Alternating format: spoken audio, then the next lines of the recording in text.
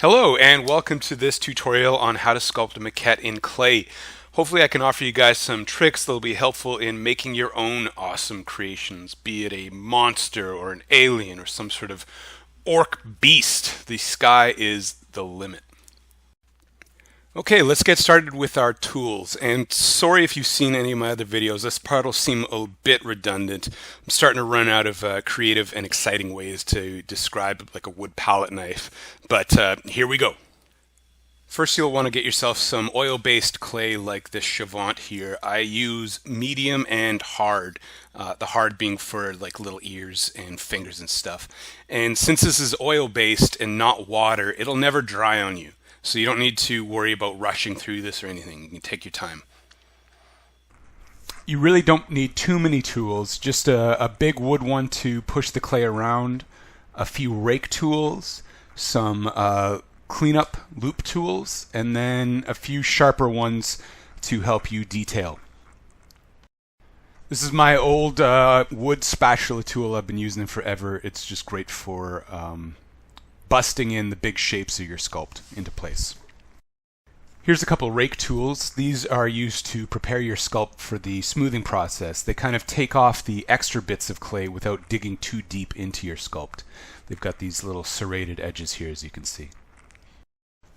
Once you've sufficiently raked down your sculpt, you can move on to these loop tools.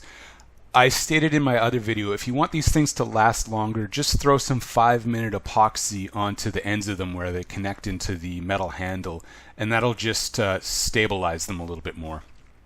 You'll get a lot more life out of them. And here's what I use for cleaning everything up in the end. The left is just a regular paintbrush with the ends cut off of it, and that's used to scrub in alcohol or whatever solvent you're using. The one in the middle is a loop tool. That's for adding in things like little wrinkles, little bits of detailing, and the very end one is the same thing. It's just a hook tool just for going in and adding in those extra bits of detail. Here's some of the things you can use to smooth down your sculpt. It's totally up to you. Some things work better for some people than others. The one on the far left is an alcohol torch, and that gives a really nice sheen to your sculpt if you use it lightly. If you go too hard with it though, you can really eradicate some details, so use wisely with that one.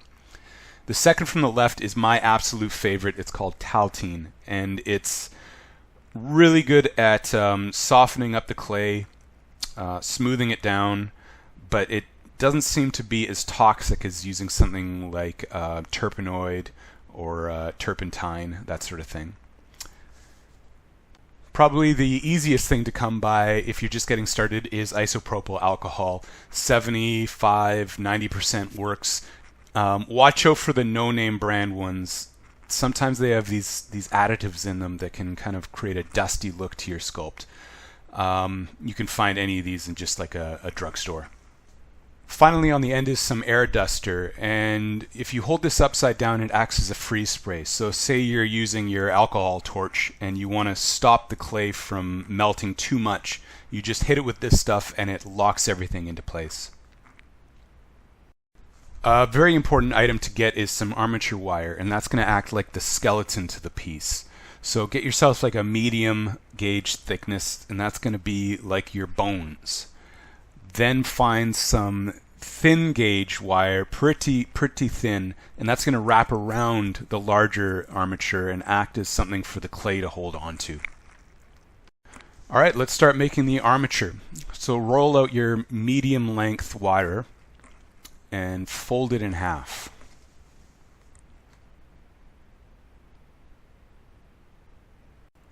Next up, we're going to twist up a section to determine the core. So basically from the pelvis up to the shoulders. I like to do this on the floor with my foot on it just so I've got a little bit more leverage to do the twisting.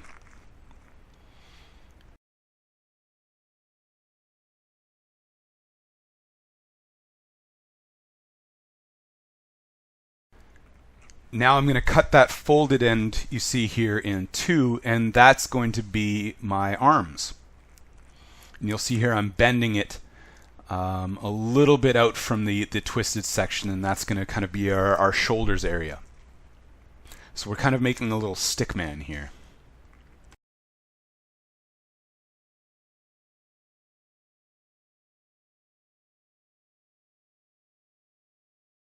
Doing the same now for the legs. I'm going to bend that there.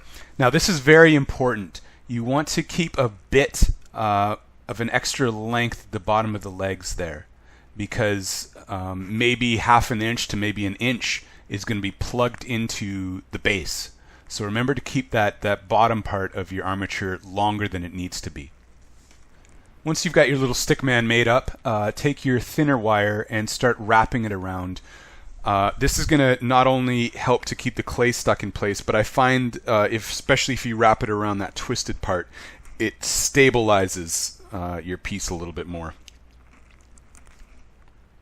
I like to mark down where my joints are going to be, like the elbows and the knees. This just helps me posing later on, so I know exactly where to bend things. Sometimes I'll even wrap a little bit extra of that thin wire around on those areas just to really specify, okay, this is an elbow, this is a kneecap. You don't need to worry about making an armature for the hands or for the head. The clay itself will stick that stuff on. Plus, at certain points, you're going to want to take off the head and put it back on. Alright, here's our finished armature. It's not going to win any beauty contests, but we're going to be covering it up in clay anyways, so it doesn't really matter. Speaking of which, let's actually get on with the sculpting. In my last video, I showed how to melt your clay using a toaster oven. You definitely want to work with malleable clay because it can actually be quite hard. In this one, if you don't want to get a toaster oven and you just want to try this out, grab like a shoebox, cut a hole in the end of it, and plug in your hairdryer into it, and that'll just act like a little oven. Don't put it on for too high. This actually works more than you think it would, and you can really melt the clay down to lava if you're not careful.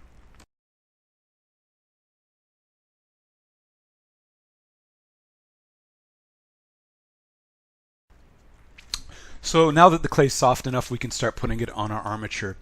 I always start by building up a skeleton first. So I'll put in a rib cage, a pelvis, some kneecaps, things like that, and that will give me a frame to start laying my muscles on top of. You can see I'm using one of those anatomy tool models on the right for reference. You don't need to make a beautiful skeleton by any means, but you definitely want to make sure you get something down so you know where the bony landmarks are on your model. For that rib cage, I just rolled up an egg shape and then cut a line down the back of it, and that lets you stick it onto your armature, and then you seal it at the back end.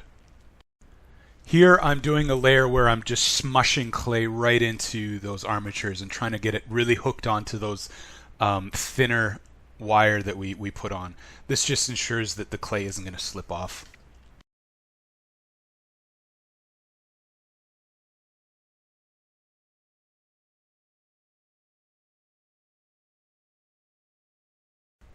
To do the pelvis, just make a kind of a rectangle, and we're going to slop that on and then kind of carve out the middle of it to get a proxy pelvis shape.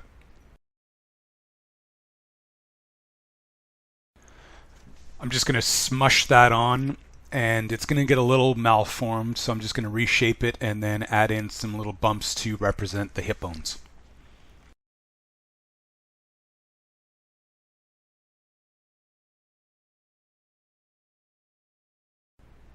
This is where that spatula tool comes in handy. You can just chop out stuff and be really aggressive with it. They say to use your hands as long as possible in the initial stages of sculpting, and I totally agree with that. But that spatula is second best. Now I'm going to roll up a couple balls to represent the kneecaps, and then it's on to the head.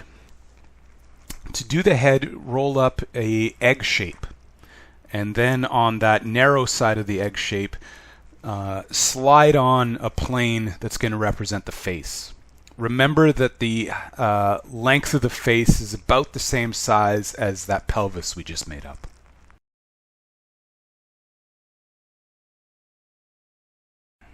He's going to need a neck now to hold up that head, so I'm going to roll up a little tube and plug that into the top of the rib cage. You'll notice I also added a couple tubes of clay to represent the clavicle. I like to put in placeholder feet and hands just so I know the overall proportions. I'm going to strip those out later and add in some properly sculpted ones.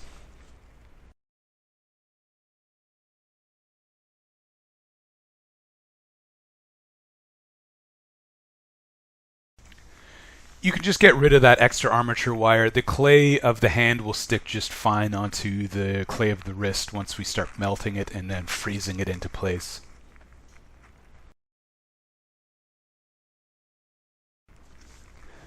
Definitely check to make sure that your mirroring is of the same size. So you'll see I just brought that left hand in on there just to make sure it was the same size as the right, and do the same for the feet. Going to put in a couple little proxy thumbs in there as well.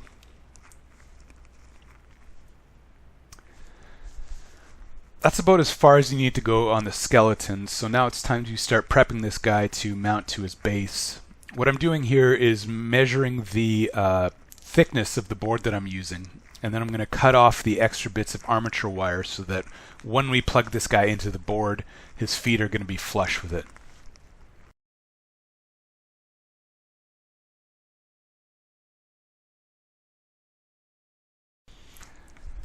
This is kind of a fun part where we're going to start posing the model, and you can basically just pretend that you're playing with your G.I. Joes when you were a kid and you're making a really cool action pose. I'm bending them into place, bending obviously at the joints. I like to get his pose down before I put on any muscles, just because if you've spent a lot of work laying out all these muscles and then you try and pose them, you can really manhandle it a lot and you can eradicate a lot of the hard work that you've put into it. So I think this is a good time to do it. Plus you can just have a lot of fun with it. You can really grab and experiment with a style of pose that you want. You can be as gestural as you want. I always like to add in a little backstory to any character that I do, just for fun. I'm thinking this guy's name is going to be Laszlo Toth, and he's just escaped from this mental institute, which is actually by my house, called Cam H. And now he's trolling Queen Street, just harassing everybody, threatening everybody, and causing a lot of grief. I'm drilling a couple holes to fit his armature into, but I'm not going to glue him into place just yet. Now that I've got his pose down, I'm going to keep on working on the model without him locked in, just in case I want to change its position or anything. This pose that you're seeing right now is actually a lot more static than what I eventually end up with. I found he just looked like he was just standing a bit still, so I went a little bit more extreme later down the line. Since this guy's not actually mounted to the base yet, I'm just holding him up with another block of clay so I don't bend the wires too badly. And now I'm rolling up pieces of clay to actually represent full-on muscles. So that would be, I think, the quads. And you connect them just like they would in real life. So you take them from the hip bone and then you'd attach them to the knee. So the skeleton kind of acts as a guideline, and you connect the dots between them, and it helps you put in the muscles.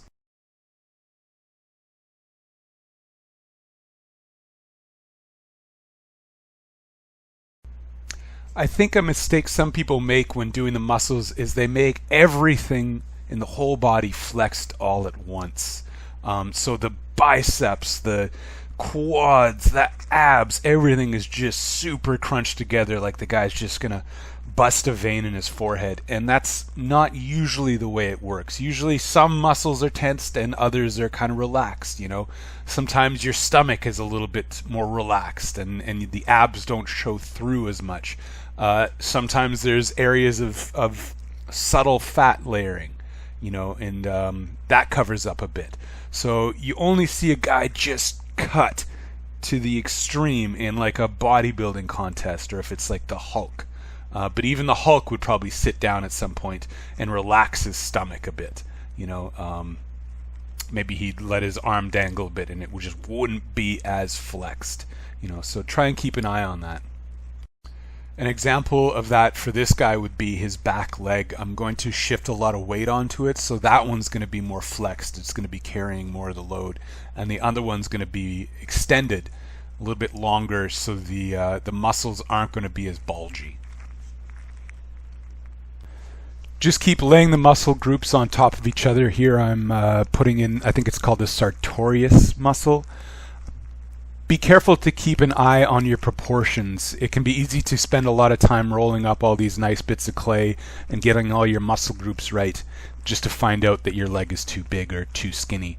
So it's important to step back once in a while and look at the overall proportion of your model, just to make sure that you're going on the right track. You'll notice that the muscles are starting to lose a little bit of definition. They're all kind of lumping into just one mass. If you want to bring that definition back, you can draw on with any sort of wood tool here the separations between those muscles, and then later on we're going to pull out from either edges of that deep line that you drew in and kind of round out each muscle group. You'll see that later on. Here's that rake tool I showed earlier on. It's great for cleaning up the surface because after a while the sculpt can get pretty lumpy and nondescript in areas. So this is just a nice way of cleaning it up. And you'll see here I'm digging in from either side of that deep line that I drew in, and that's kind of rounding off the forms and defining those muscles again. I think those legs are fine for now. They're going to get some pants, and he's also going to get a little tank top. So I'm going to move on to the upper body. I made two gardening trowel shaped pieces of clay and put those on his back to represent the scapula. And now I'm going to move on to the arm here. Remember, since you're building things up in layers, the biceps and the triceps would go on first, and then you'd end up putting on the deltoid after that. You're sort of weaving the muscles in and around each other just as it would work on a real person, and then just smoothing it out with your thumb is fine. We don't want to get into any tools just yet. I'm just going to represent his core with just a slab of clay. He's not going to have any abs or anything like that. He's kind of an out-of-shape dude. In terms of figuring out what pose you want to do, I try and capture something that feels like it's in mid-motion. A good example would be like a baseball player. You want to capture the energy of him swinging for that ball. So before he's swung for the ball, there's not much energy there. After he's swung, there's not much energy there. But if you take a picture of him right as he's hitting the thing, you get a lot more impact from that. So I always try and find that sweet spot when posing the characters. Right now this guy's feeling a little bit static, so I go back in later and shift his weight more to the back foot. I crouch him down more, just try to give him a little bit more spark, a little bit more action. A good way to tell if you're in the right track is if it just has this kind of spark and movement to it, and it's not even detailed. There's no expression, there's no fancy details on it, but it still has this kind of kick to it. A guy you definitely would want to check out is Simon Lee. He's the best at that. He can just take a stick man and just give it so much life.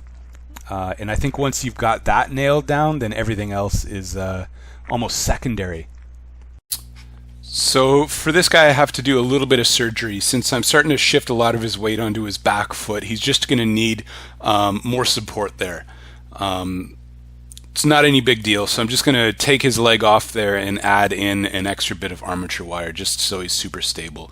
It's always nice to work on a model that's really solid and you don't need to worry about it tipping over. So I'm just going to cut off another piece of armature and use some stuff called epoxy Sculpt to reinforce it into place.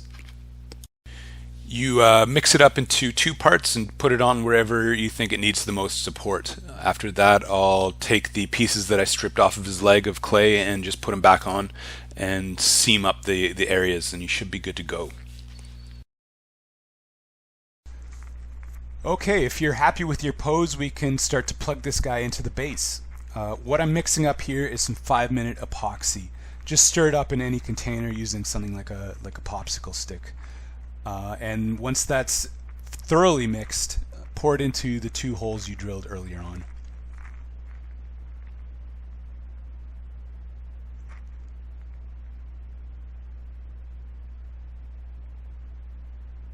Now score the bottoms of the armature wire that's going to be sticking into the board. This will just give something for the epoxy to grip onto better. And plug it in and let it sit for about 10 minutes or so. And that should give you a pretty strong bond to your base.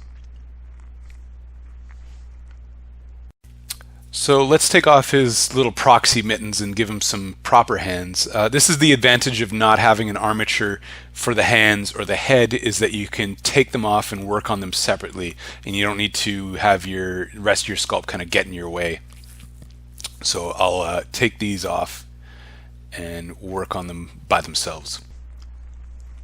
I kind of have three phases when I'm doing hands. The first one is that really ugly mitten phase where it's just to show the correct proportions to the rest of the body. The second phase that I'm working on here is going to actually have fingers, and I'm going to try and pose it, and hopefully they'll have the right lengths. In the third phase, later on, I'll go back in and start cleaning everything up, and anything that's not working or a finger's looking too goofy, I'll just strip it right out and do another cleanup pass. To do the hand, you roll out a flat sheet of clay and then draw in the area for the palm, and then draw in a large area for the fingers. And remember that the middle finger is about the same length as the palm as a measurement. And then I'll throw on a triangle on the side of that to represent where the thumb is going to plug into. And then onto that triangle here, I'm going to install the thumb.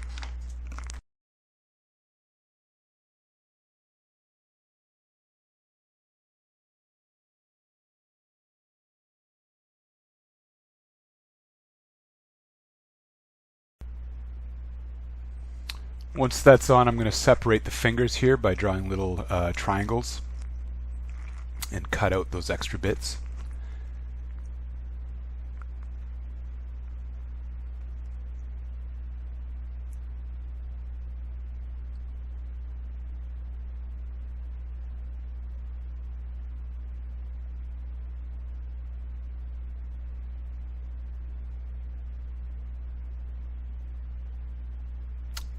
And I've taken the fingers off, and I'm going to just round them out a bit because they're obviously just squares right now, and kind of refine their shapes a bit more.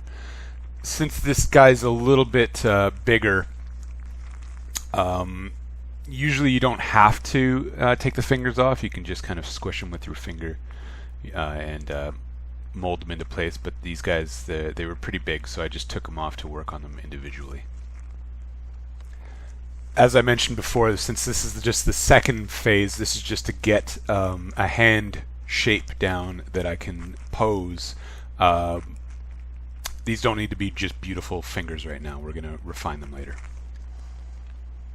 To stick them back on, you can either melt the ends of them with a lighter, or just plug them right in and then brush that extra clay onto the hand, and that'll stick them on reasonably well. Now I'm bending that palm a bit to give it some roundness.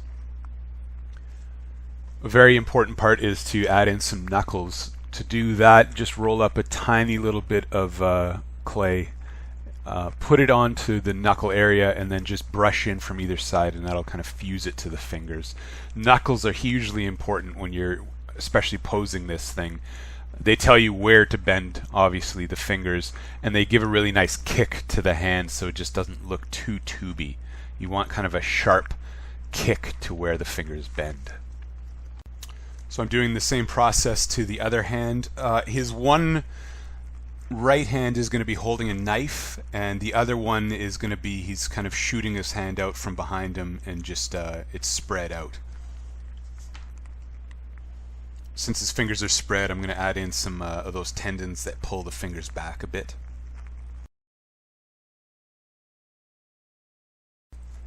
And here's his knife hand. I wanted that little pinky finger to kind of be jutting out, almost like how a rich person would hold a cup of tea. So he's kind of presenting the knife to whatever poor soul he's come across.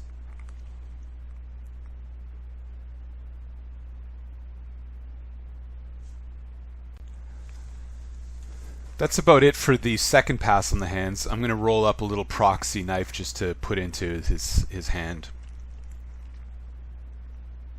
And just like everything else, I'm going to go back in later and do a proper version of that.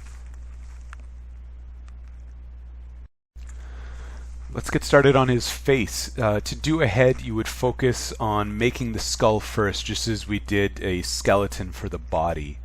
It's going to be super important for defining his character later on. Everything just falls on top of the skull shape. So draw a line horizontal through the middle of the head, and I just drew one straight down just so I know exactly where the center point is, and then carve out two areas for the eye sockets. Now I'm rolling up just a little triangle of clay and putting that in as the nose, and carving out some cheekbones here. Remember that the nose ends about halfway between the eyes and the chin.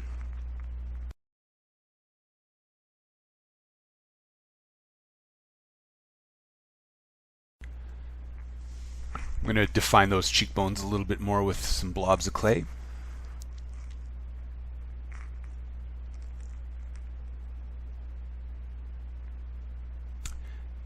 And I'm going to put in a little kind of barrel shape for the mouth.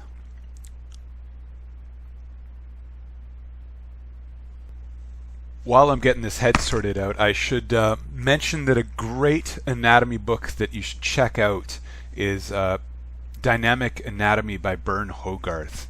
A lot of people think that the drawing style of his muscles in that is kind of funky because they're very bulbous. It almost doesn't look very natural. But in terms of sculpting, if you can copy those big shapes which he's blocked out, once you smooth everything over, it looks great. The way he renders his muscles is very interesting and really helpful for sculpting. Once the mouth is on, you can put on a couple little strips to represent the cheeks, and then I squashed two blobs of clay and put them onto the center of the side of the head to represent the ears. So I've deepened his eye sockets quite a bit more, and I'm starting to refine the features a bit. Now, since his hair is going to be a big part of his character, I wanted to be quite crazy and flared out and wild, just to kind of represent how nutty he is. So I'm going to block that in as well. Just big chunks of clay. With hair, you don't want to do little individual strands too soon. It's just like the rest of the body. It's knocking out the big forms first. You'll want those eye sockets deep enough, by the way, to fit the eyes, of course. So his head's kind of taking shape now, and you can tell even though he doesn't have any eyes or lips, he starts to look a little bit diabolical, hopefully. So now I'm going to move on to putting on some eyes. I usually do this by rolling up a couple little blobs of clay and then using that freeze spray to firm them up so that when I push them into his sockets they don't deform. This might take a few tries because sometimes the sockets are too deep or not deep enough, and either or can make your eyes seem kind of bulgy or too inset.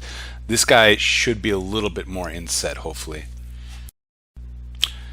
Now that we've got the body and head blocked in, we can start working on the clothing. You don't want to neglect some parts of your model and focus too much on the others, so you got to bring everything up all at the same time, I think. To do this, I usually like to roll out strips and define the areas where the shirts and the pants are going to stop. So you can see I put little tubes at the bottom of his legs there to show where his pants are going to stop, and a little tube around his belly to show where his shirt's going to stop. And then I fill in those areas with clay. You can also roll up thin sheets of clay with a pasta roller, but watch out that you don't go too thick, and if you go too thin, sometimes it can just rip on you. I find that it also doesn't give you very nice folds. It doesn't pinch in the places you'd want it to pinch, so you need to do a lot of work after the fact once you lay on those sheets. I find with this method of just laying it in segments, you get a little bit more control over things. Once you've got the boundaries for the clothing blocked in, you can start focusing on the areas where he's crouching or where there'd be pinch points, and start laying in strips of clay to represent the folds. You kind of put them in on crisscross accordion fashion and then clean them up with your spatula tool. Wherever they pinch, I'll usually make a little roll of clay and make it into a U shape and put that on, and that kind of emphasizes the pinch points. This selective method of putting on the wrinkles is pretty good also because you won't lose a lot of the forms underneath. If you lay on just a big sheet, it's going to eradicate a lot of the hard work you put in underneath, and there's going to be some areas like on top of the legs where you don't want many wrinkles, and it's actually going to be quite flat and flush with the skin. So here I'm finding any tension points and then laying out tubes of clay to kind of radiate out from those points, like where he's spreading his legs there. I'll just roll up a tube and press it into the model, making sure it's firm on there, and then I'll blend it in with a tool.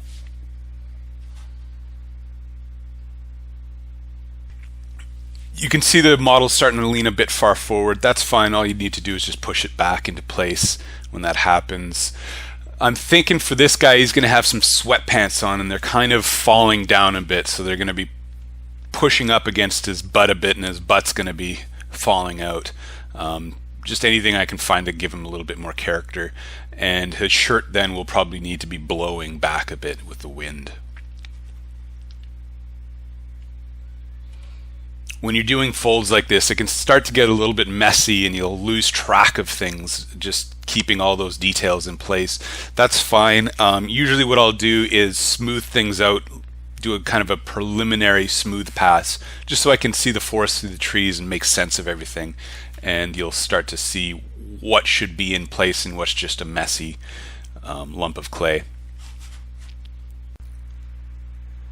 So we're coming to the end of blocking this guy out. We've got his general pose in, he's got some clothes on, we've established his base features for his head. Now it's about going in and refining those shapes, making sure everything's in the right place and as best proportions as we can get, and adding in secondary details. I like to take off the head when I work on these guys and plug it into a base, just so that I don't manhandle it too much with my hands, and I can hold the block instead of the head, and I won't mush up any details that I put into ears and things. So you just plug it in and use some freeze spray to lock that clay into place, and it should get a pretty good hold on it. To do the mouth, go back into that little barrel shape that you put in under the nose and draw a line straight down the middle. From that line, use your little wood tool to push up the top lips. You don't need to add any clay onto those. For the bottom one, you kind of carve it out and you create a ledge to it.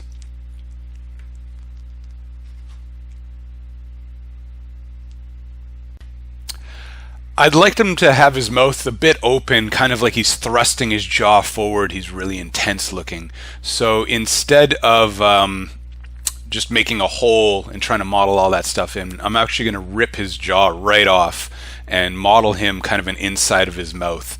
It's just easier that way, and it gives you some more control, and you can also pose the jaw a lot better. So I'm just going to rip that off and start carving into it.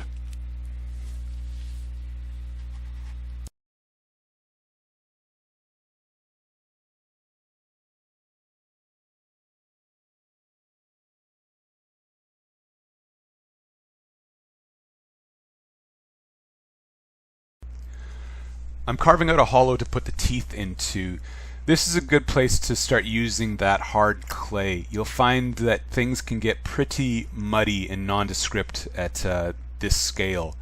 If you want it to be even harder, hit it with that freeze spray, and that'll just freeze it right up, and you'll actually be able to chisel in details.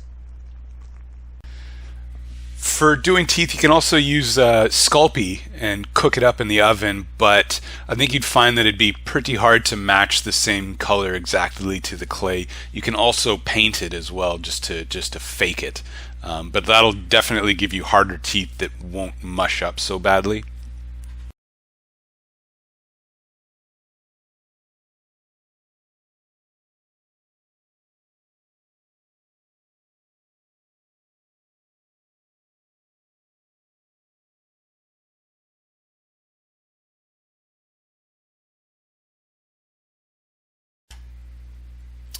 Now I'm going to put that jaw back on and blend it in just with some extra melted clay. He's going to look a little bit funky now, kind of a goofball, until we get some eyelids on there and tidy up the transition between his lower jaw and his upper one. But at least I've got some teeth in there and a tongue, and I can fool around with that mouth shape a bit more. To make this guy a little less creepy right now and goofy looking, we should probably throw on some eyelids. These can be pretty tricky because if you make them too thick, they can really make it look like his eyes are bulging out, and if they're too thin, they can kind of almost mush into the eyeball and just disappear on you. So it's kind of a balance. So hopefully you've got your eyes in the right place that you want them to, and now you roll up thin little rolls of clay and lay them on underneath and just press them delicately in with your smallest wood tool that you can. This might take a few tries. I usually do a longer strip than I need and then cut off the excess at the end there, as you can see. Once you've got your eyelids in, you can make up a little teardrop shaped piece of clay and put those on the top outermost part of the eyes, and that's something called the lacrimal gland. I'm probably saying that wrong. That'll help to make the eyes a little less bulgy looking.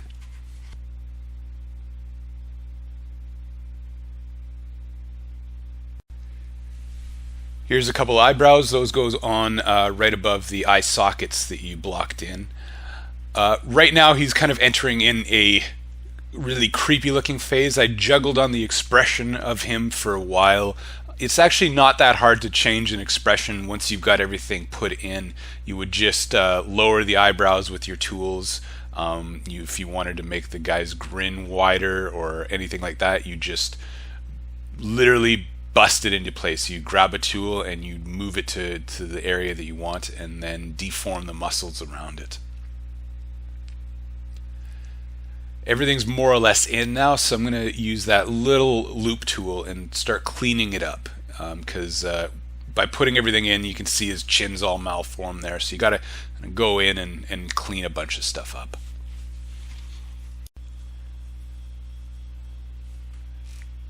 Getting rid of his temp ears now with some harder clay and using the freeze spray to really firm them up so I can carve into them. You might have to wait a bit sometimes before you put any other clay on once you've used the freeze spray. It just gets so hard that things just don't stick to it, so sometimes you need to wait a little bit, like with this little piece I'm putting on here. I would almost recommend doing ears dead last if you're going to work on your sculpt a lot. They can be magnets for just getting mushed up, and you'll put a lot of love into them and then you look over and they just turn into a lumpy cauliflower mess. So if you can hold on to them to the last point, that's always a good thing to do. Starting to do the hair now, just brushing in almost like you're styling it, keeping focused on just big shapes, not focusing too much on strands right now or anything like that, but more refining those big lumps that we put in earlier.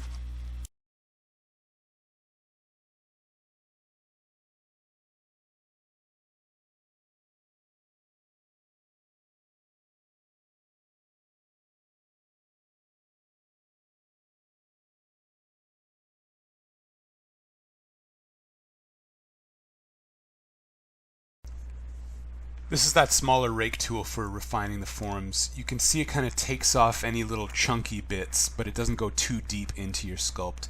It may seem weird raking this thing and having these rake marks on there. Go in random directions with it so that you don't leave too deep marks. And those are all going to get smoothed out later on.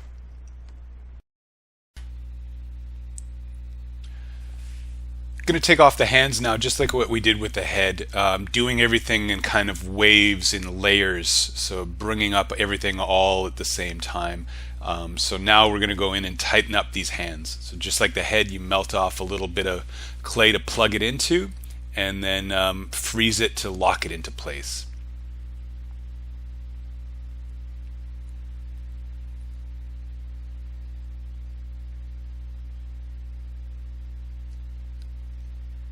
I'm using my tiniest loop tool now, and literally I'm copying my own hand. So yeah, you can see there, just copying my hand as wherever I can. Hands can be definitely tricky. They'll look good from some areas and then just garbage from others. A really good method of checking your mistakes is looking in the mirror a lot. I've actually gotten pretty good at actually sculpting in the mirror, just backwards. So I just got so frustrated having to keep on running to the washroom mirror. We're going in and rounding off any areas that look temp, because this whole thing was made from blocks, obviously, so it's rounding it off and kind of beveling everything now. Adding in some fingernails, obviously very important, using just the smallest loop tool I can, and you kind of stop them halfway between the end of the finger and the last knuckle there.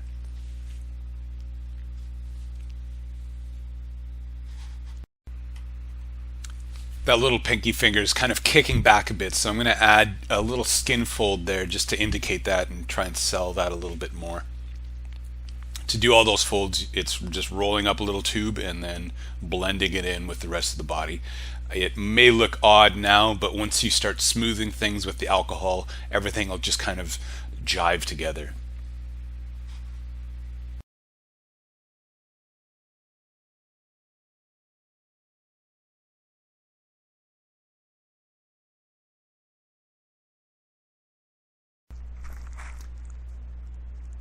You can see, looking at this left hand, that even though we did our best to block everything in correctly during the second phase, get all the fingers in the right lengths, once you start bending it around and getting the pose in place, a lot of stuff can get messed up and flattened and warped. So that's where this third part comes in, and you just try and clean up all those mistakes. You can see fingers aren't quite as strong on there as they should be, so I'm going to be plugging those in properly by melting their ends and then freezing them back on. And by the way, you totally don't need to do these kind of phases where you work on the hand for a bit, then jump out and work on something else. You can do the whole hand all in one go if that's what suits you. I like to bring things up all at the same time, and that's why I choose to work on it like that. I don't want to have a super polished hand kind of hooked onto an ugly looking body.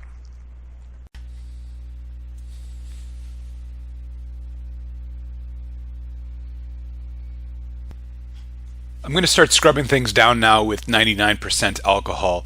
If you can find that Taltine, it's a lot better. It doesn't really leave this residue and foam that you'd find here.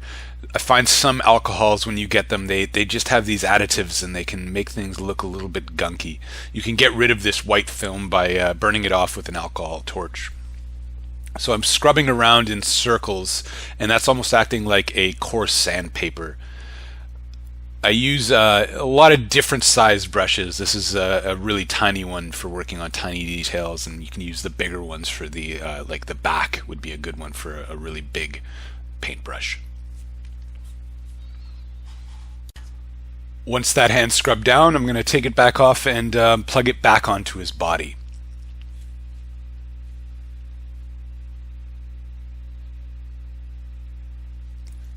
So with that back on, this is the point where I made a bunch of changes to his pose. I squatted him down quite a bit more and bent him at the waist, so he's really kind of thrusting his right shoulder forward.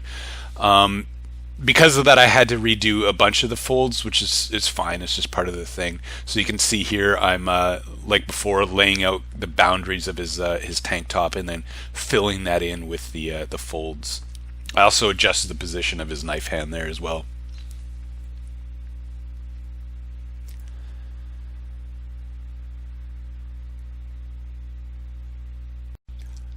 I also tried flaring out his shirt a bit there, just to try and give him a little bit more motion. It's you just don't want to have a really static feeling sculpt, and he was feeling very still. So anything that I can do to suggest any sort of movement will be good.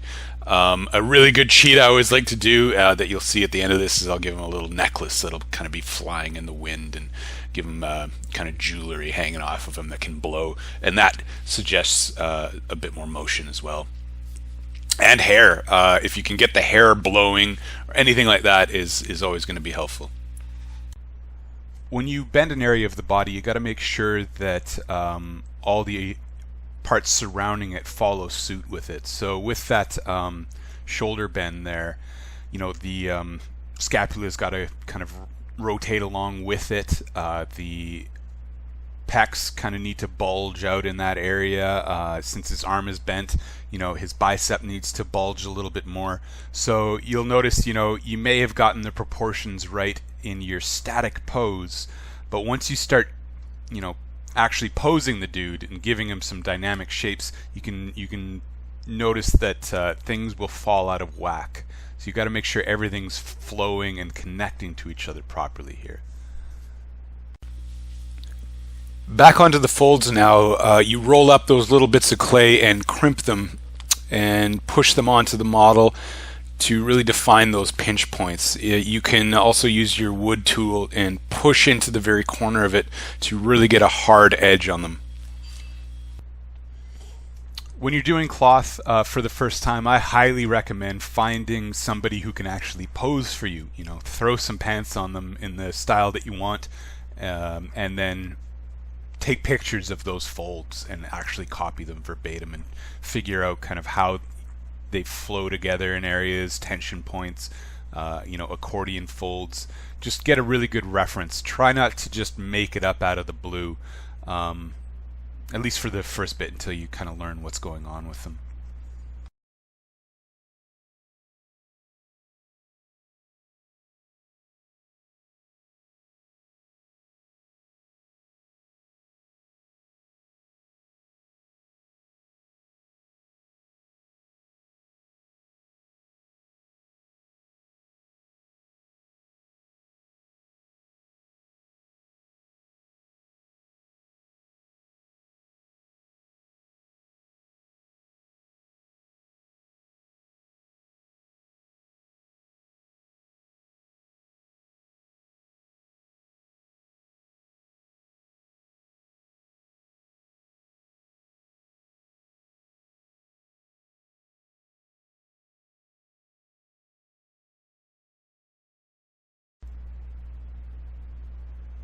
Back to the loop tool again, just to clean up all the little tubes of folds that we laid down. You kind of just pull out from either side of the fold of the tube and just blend it back into the body.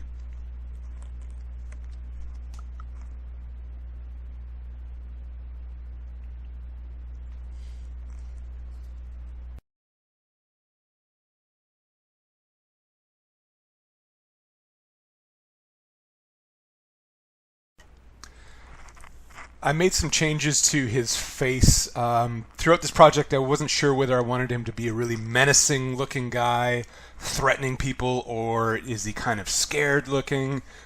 So I kind of decided on a more goofy look to him. I figured if his pants are going to be falling down, might as well just go all the way and make him a kind of a silly looking character. This is another little loop tool. It's got a rake end on it, just for helping getting rid of the big chunks of clay.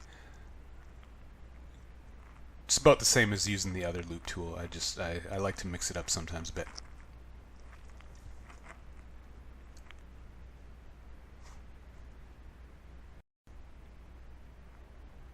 So I figured he needed probably a little bit more butt to stick out. I think if you're gonna make somebody's butt hang out, you might as well go full blown and just have it sticking right out. So I'm just gonna add some more meat onto him. So I'm pretty happy with how everything's gotten into place. I've used my loop tool to refine the forms. I can make sense of where everything's supposed to be. Now it's on to using this acid brush with a mixture of taltine and that alcohol, and I really scrub in circles to kind of sand down the sculpt. I have the habit of going pretty heavy-handed with this acid brush, and sometimes you can go a little too far and scrub out some of the details. That's fine, you just got to let the alcohol dry and then go back in and sharpen those details back up with your loop tools or adding in little bits of clay. But I like this acid brush just because you can get a decent smooth on everything pretty quickly. Here I'm using just a sock dipped in that mixture, going around in circles, and that gives it a little bit more of a finer finish. You can see that the smoothing process can go on for a while. Even though I'm smoothing it down here, you can still see it. There's little dings in his arm there that you just miss. And then you got to refine those down a little bit further, which I'll do later. The better job you do with raking your model down before you start this process, the less lumpy it'll look. You can see in that arm there, I didn't do quite as much as I should have, and it still looks a little bit lumpy. That's just something I'm going to have to fix later again. This is that sharpening pass I mentioned. Just going in with the loop tool and tightening up the edges on things. You can see the corners of those folds are a little too soft, so I'm just carving back into them to get some harder edges out of them. You would do the same if you were working in ZBrush and you just used your smooth tool a little too heavily. You just want to go back in and bring back out those shapes so your sculpt isn't too formless. Just ignore that longer than normal forearm on this guy. I do fix that later. As I mentioned before, when you do pose this guy out, you really got to be careful that you bend your limbs in the right place, or you'll end up with shorter than normal biceps and longer forearms, and your legs can be all weird. So really double check that you've bent things in the right place. Learn from my mistake there. So now we're on to yet another smoothing stage. This is using an alcohol torch lightly over the surface and then hitting it with some freeze spray. This really gives you a nice sheen across everything, but be very careful. If you hit it too hard, you'll absolutely melt everything down, and then you've got to go back in and tidy it up again. So just use lightly. If you want to check if your sculpture is smooth enough, a good way to do that is to shine a really hard light from overhead on it. Turn off all the other lights in the room. That way you're going to get a lot of contrast. You can see where things are looking too lumpy. You can see the dings and scratches a lot better. If you're smoothing in a really overly lit room, you're just not going to get that sharp detail to see where things are going wrong. Gonna throw this guy's hand back on there, just melting the end of it and then plugging it back on. You can see the kind of a nice finish that melting gives the sculpt.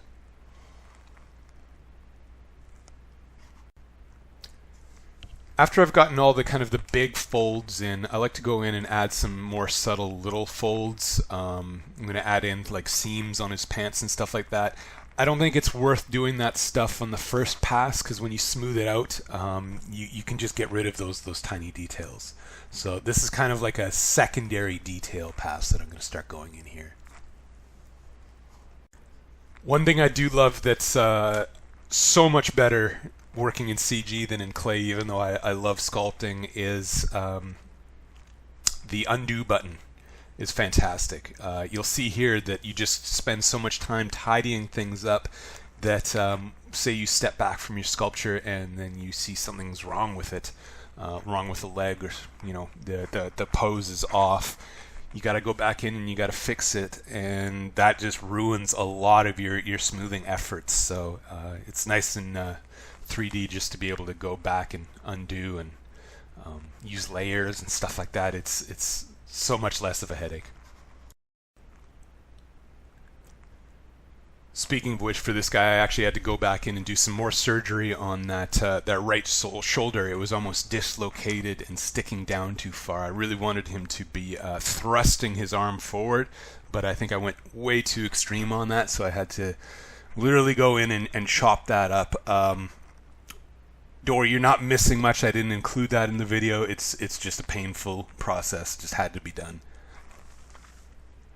I think the end result looks a lot better with his arm put back in his socket.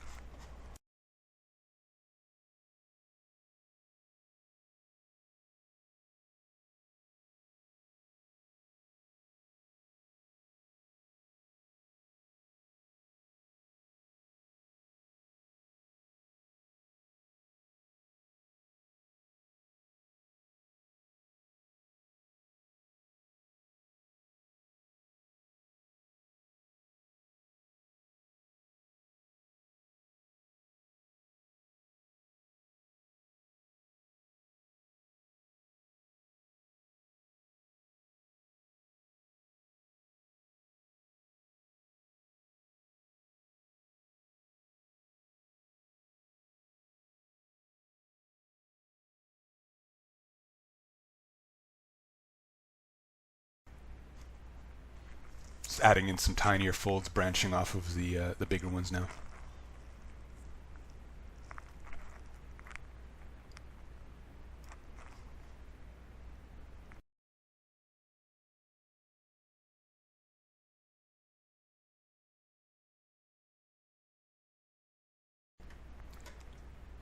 Kind of a cheat I like to do when I'm doing folds that you can try is just making diamond shapes and kind of stack them diagonal to each other. One to the left, one to the right, one to the left, one to the right, and just build them up. And you can see there's these kind of diamond shapes forming. That's kind of a good way to cheat your folds in. And then it's like an accordion. The more crunched the fold is, the kind of narrower those diamond shapes are going to get.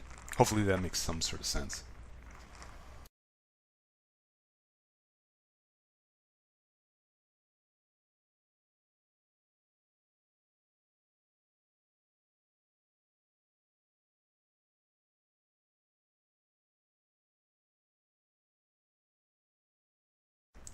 Back at it again with the smoothing, this time just doing it to the secondary little shapes that I put in.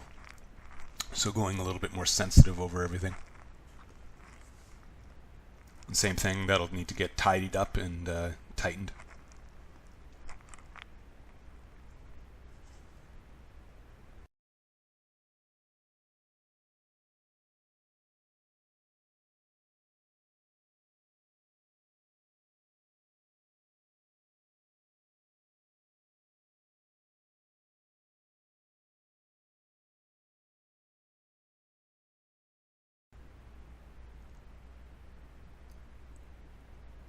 The ends of the clavicle just seem to be getting a little bit lost there, so I'm just going to add in just a bit more clay to define them more.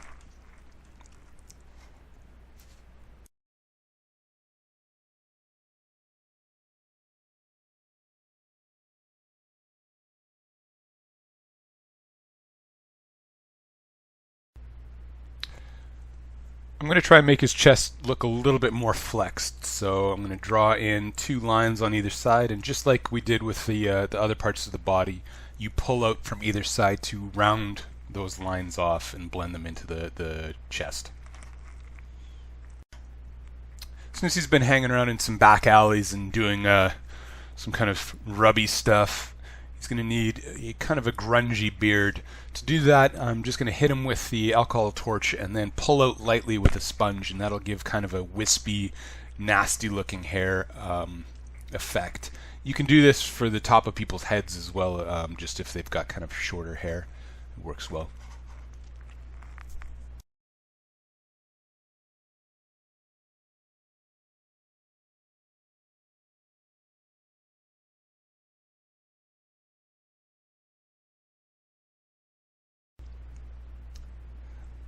This is a useful trick for adding in softer lines to your sculpt. You either grab like a Ziploc bag or some saran wrap and draw onto your sculpt over top of that, and that will give you a line that you don't need to go in afterwards and try and smooth out.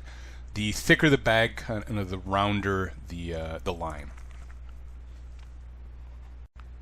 You can use this trick for all sorts of things, like the pores on somebody's faces, I think I'll go into this under his shirt and into his butt, just to round things off nicely. It's just a really nice shortcut without having to go in with any alcohol torch to smooth things out. Since he's now got this crease in there, he's going to need a few little kind of wrinkles on either side of it just to show where things are seaming up, so it doesn't look like too much of a contrived line down the middle of his pants.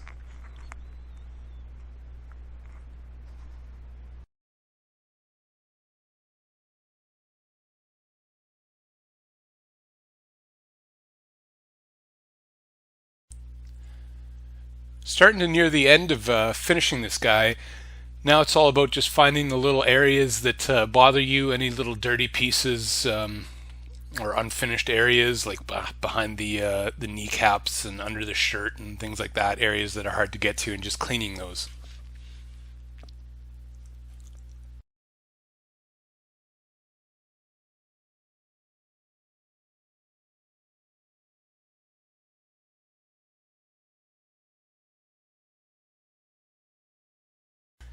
It's always fun to give your sculpts extra bits of characters. So this guy needed some old sailor tattoos and stuff like that just to make him a little bit more rough. So I'm just going to draw in some cheesy old tattoos that are probably faded on him that he got years ago.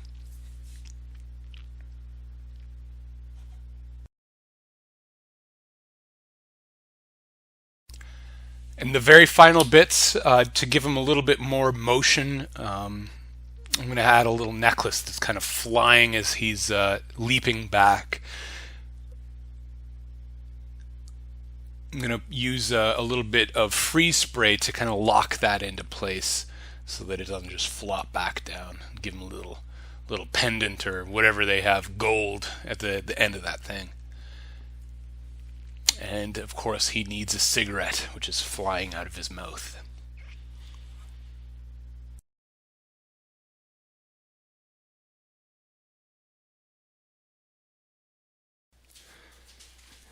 And just to hammer home that this guy doesn't have it going on in the head, here's some little rabbit slippers. Maybe he uses those to go run faster. This is a soup strainer, possibly for blocking out the transmissions from the government and keep them from tapping into his brain, stealing his brain thoughts. And finally, a couple cut-out condoms over his eyes. Maybe he'll use those to see in the dark. And there we have it. He's ready to do some damage along Queen Street. I hope you guys enjoyed this tutorial and you were able to apply some of the things I showed here onto your own projects. Take care.